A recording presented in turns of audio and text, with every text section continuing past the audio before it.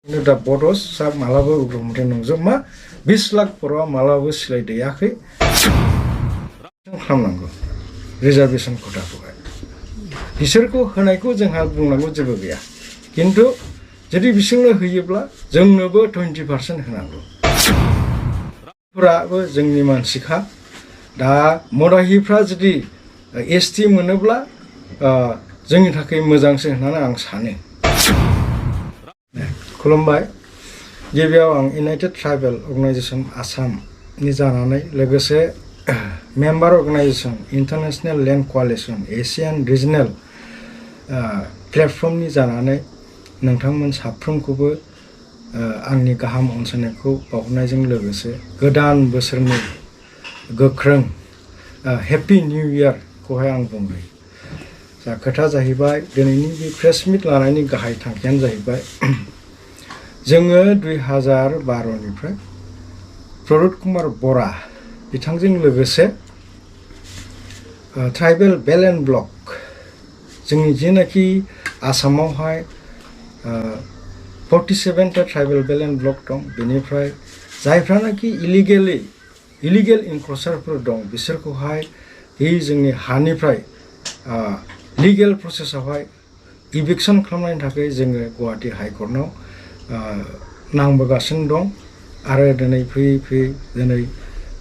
थांनाय बोसोरावहाय जोङो खनसे अर्डार मोनदों आरो बिनि सिगांबो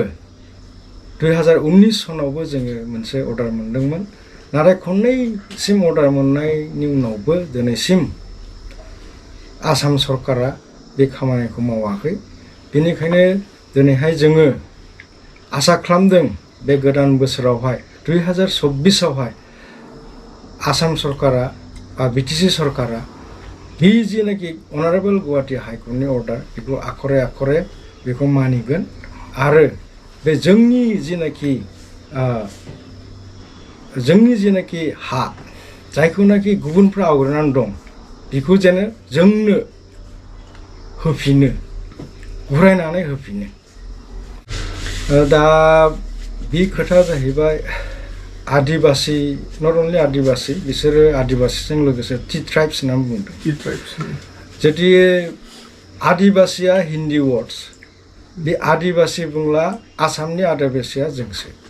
मानोना ट्राइबेल इन्डिजिनास होनना बुङो इंलिसाव अरिजिनेल आदिबासिया जोंसो ओमफ्राय दा बिथांमोननो टि ट्राइब्स हिसाबैहाय 3% होनाय होयो बे सरकारनि खोथा खिन्थु जुदि बिथांमोननो जुदि 3% होदोंब्ला जों थागिबि आसामनि अरिजिनेल थागिबिफोरनो जोंल' नङा बर'ल' नङा बहाय प्लेन्स आरो हिल्सफोर दं जों अनलि 10%ल' मोनो जोंनि थाखायबो बिथांमोना 20% खालामनांगौ रिजार्भेसन खथाखौहाय बिसोरखौ होनायखौ जोंहा बुंनांगौ जेबो गैया खिन्थु जुदि बिसोरनो होयोब्ला जोंनोबो 20% होनांगौ जोंहा बेवहाय जेबो बुंनांगौ गैया माने अलरेडि ट्राइबेल संघआ मदाहि स्टुडेन्टस इउनियनजों खामानि मावगासिनो दंखायो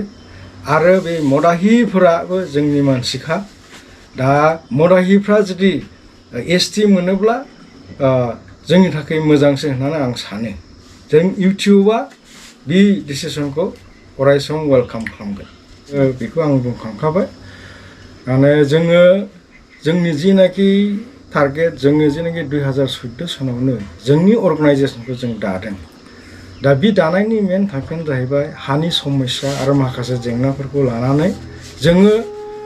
गुबुन धरननि नङा आयेननि दारै जोङो बेखौ नांनो हायो बे हिसाबै जोङो नांबोगासिनो दं आरो नांलांबायबो दा थिग बेबायदिनो जोङो 12 सननिफ्राय दहाय बुंनाय बादि प्रदुत कुमार बराजों ट्राइबेल बेल्ट एन्ड ब्लकनि थाखाय जों खामानि मावगासिनो दं आरो बियो दिनैसिम जों साक्सेस जायाखै जिहेतु अनारेबल गुवाहाटी हाइकर्टना खननै गाहाम एभिक्सननि थाखाय अर्डार होब्लाबो आसाम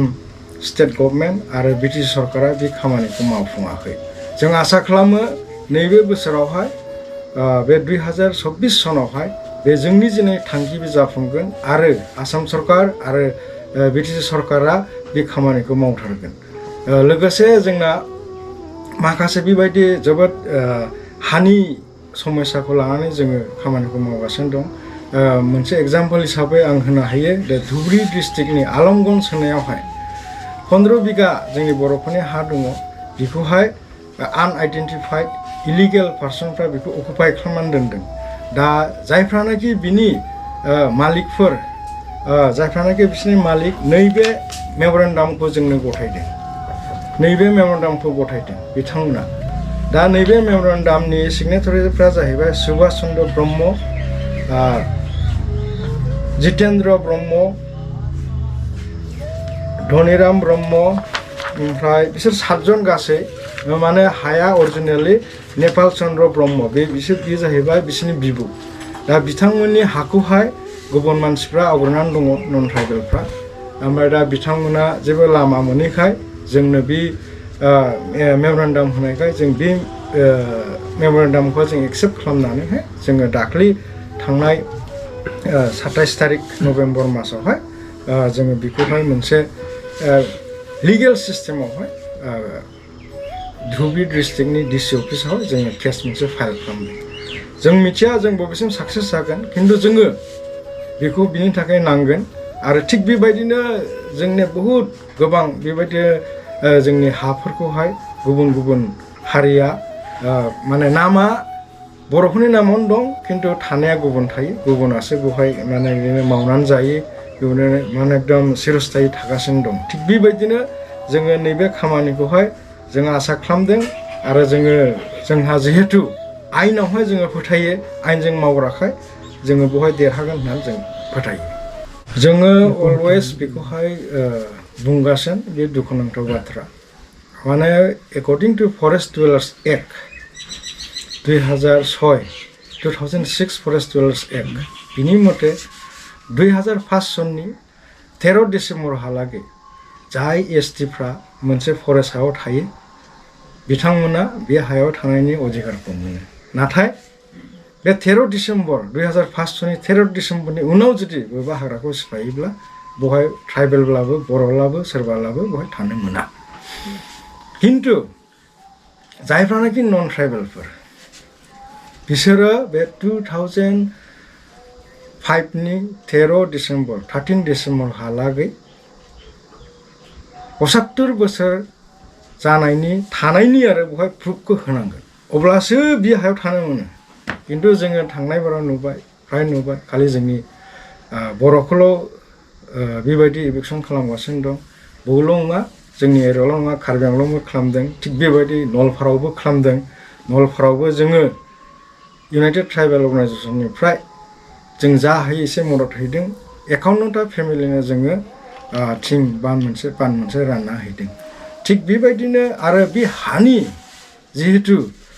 इन्टारनेशनेल लेभेलावहाय जोङो रिकगनाइज जाबाय आरो मोनसे मेम्बार अर्गानाइजेसन जाबाय जोङो बेखौहाय अरायसम इन्टारनेशनेल लेभेलावहाय बेखौहाय बुंबाय थायो आरो बुंलांगोन आं बावैसोनो थाइलेण्डआवहाय बे हानि बिसयनि थाखायनो बे मोनसे कनफारेन्सआवहाय आङो बे 20 लाख बर'खौ बा बे आसामनि ट्राइबेलफोरनि थाखाय आङो बे हानि बिसयैहाय रिप्रेजेन्ट जाहैगोन आच्छा बेखौ सोंनायनि थाखाय जोबोद हामबाय होनदों खोथा नंगौ बेखौहाय प्रमिला थापार जायानाखि दिल्ली इउनिभार्सिटिनि सिनियर प्रफेसर ओमफ्राय बे हिस्ट्रियानबो बि जा लेखा लिरनो बियो माने लन्डनावसो पाब्लिश जायो आरो बिनि लेखा लिरनाया बुहुमावनो गोसारजोबो बिथाङा माखासे बे आसामनिफ्राय बा नर्थ इस्ट इन्डियानिफ्राय रं मोनसे इनफरमेसनखौ मोननायजों लोगोसे बियो ओरैबायदि लिरदोंमोन जे नर्थ इस्टनि जेसेबांनाखि उग्रपन्थी बा बे आर्मस लानानै जायफ्रा आन्दलन खालामो एक्सट्रिमिस्टनि लिस्ट बुंदोंमोन बेवहाय बियो आल्फा एनएससिएन पिएलअ बेफोरखौ बुंनायजों लोगोसे दा बड' सोनानै लिरदों थारमाने बिनि मथेब्ला माने बर'आ मोनसे जाथि नंला बर' होननाया मोनसे उग्रपन्थी संगठन बेखौ जोङो नुनानैहाय थानो हायैयाव जोङो बिनि एगेन्स्टआवहाय आन्डार एट्रसिटिस एक्टआवहाय मोनसे केस फाइल खालामदोंमोन क'क्राझारावहाय आरो बै समावहाय प्रकाश मिधि होननाया बिथाङा डिएसपिमोन मानोना एट्रसिटिस एक्टआवहाय जुदि जों केस फाइल खालामोब्ला डिएसपि लेभेलासो बेखौ इनभेस्टिगेट खालामो ओमफ्राय दा बे जोङो नोंथांमोननि गेजेरजोंहाय बिसेसकरि जोङो प्रकाश मेधिखौ जोबोद हामबाय होनगोन मानोना बिथाङा जोबोद खस्थ' लानानै दिल्लीसिम थांनानैहाय जोंनि केसखौ सिरियासै लानानै दिल्लीसिम थांनानै बे रमिला थापारजों रायज्लायहैदों ओमफ्राय डिटेल्सखौ खोन्थाहैनायावहाय रमिला थापारा एपलजाइस लाहरदों ओमफ्राय बियो जोंनो प्रमिस हरदों जे नेक्स्ट एडिशननिफ्राय जोङो बेवहाय बे जोंनि बुंनाया ओरैनोमोन माने नोंथाङा बे उग्रपन्थी बा सोरबा मोनसे संगठननि नाम ला जोंहा बेवहाय जेबो अबजेक्सन गैया खिन्थु दा बड'स मालाबा उग्रपन्थी नंजोबमा 20 लाख बर'आ मालाबाबो सिलायदैयाखै दा बिनिखायनो बड'सखौ दाननानै नोंथाङा जुदि नर्थ इस्टनि जेसेबांनाखि बे बिग्रायारि ग्रुप बा एक्सट्रिमिस्टफोर दङ बिसोरनि संगठननि नाम लाला जोंहा अबजेक्सन गैया होननानैहाय जोङो बेखौहाय बुंखानाय दंखायो आरो ओमफ्राय दा बे हिसाबै बेबो बुंहरबाय एपलजाइस लानानै बेखौ उइथड्र खालामदों दा मोनसे खोथाखौ जोङो बेवहाय बुंनो हायो बा बुङो गोसो मानोना बे खोथाखौहाय बे लेखा लिरनायखौ जोंनि माखासे दल संगठनफ्रा एफाग्राब सिरियास लायाखैमोन बिसोर सानदों बे जेबो नङा होननानै नाथाय बे नङा लेखा लिरनाय बुस्थुआसो दिनैहाय प्रुफ जादों दिनैहाय 10 बोसोरनि उनाव जाब्लाबो 20 बोसोरनि उनाव जाब्लाबो 50 बोसोरनि उनाव बे मोनसे माने गोगोम मोनसे माने जोंनि हारिनि थाखाय खहा खालामगौमोन जोंनि जे उननि जोलै बिथांमोना जोबोद खस्थ' मोनगौमोन दा नोंथांमोनखौहाय हामबाय होनदों जिहेतु बे फुराना लाबो नोंथांमोना बे कुइसनखौ आंनियाव सोंनायनि थाखाय हामबायसै थेंक इउ